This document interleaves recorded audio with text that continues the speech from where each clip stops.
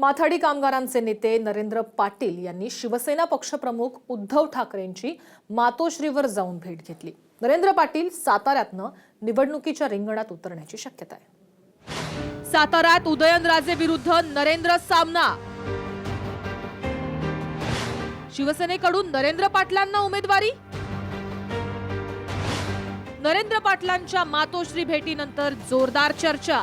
नरेंद्रजी भारतीय जनता पक्षात आहेत, त्याच्यामुळे आमच्या भेटीमागे काही आताचा अनर्थ लावण्याची काही गरज नाही।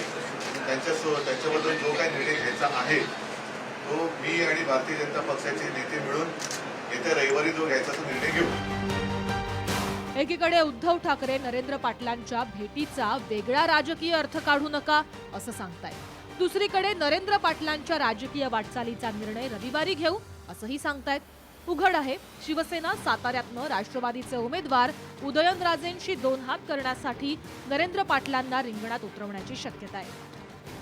गेल्या काही महिन्यापासून लोकांमध्ये जो काही असंतोष आहे आणि तो असंतोष बऱ्याचशा आमदारांमधूनही दिसून आलेला आहे।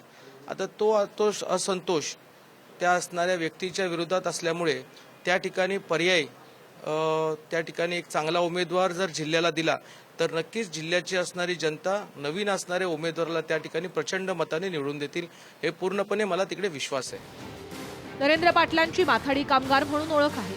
सातारा जिल्ह्यात माथाडी मतदारांची संख्या मोठी आहे। नरेंद्र पाटील भाजपकडनं लोकसभा निवडणूक लढवण्यासाठी उत्सुक होते, मात्र साताऱ्याची जागा शिवसेनेच्या ताब्यात आहे। त्यामुळे आता नरेंद्र पाटलांनी शिवसेनेतून निवडणूक लढवण्यासाठी मोर्चे बांधणी सुरू केल्याचं बोललं जात आहे। माथाडी कामगार संघटनेच्या माध्यमातून साताऱ्यात नरेंद्र पाटलांचा दांडगा जनसंपर्क आहे। शिवसेना भाजप युतीकडून त्यांना उमेदवारी मिळाल्यास साताऱ्यात उदयनराजे विरुद्ध नरेंद्र हा सामना रंगतदार होणार असंच दिसतंय। ओंकार कदम, साम टीव्ही, सातारा।